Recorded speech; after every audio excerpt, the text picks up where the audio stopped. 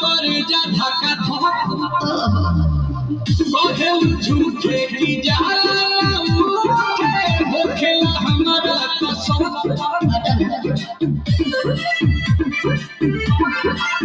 सुनो जी सुनो हमरा जी सुनो ताकत ला दो जाते मेरे जी सुनो बात कोई मीठे बोले राजा जी बात कोई मीठे बोले राजा जी कमरिया बोले बोले कमरिया बोले बोले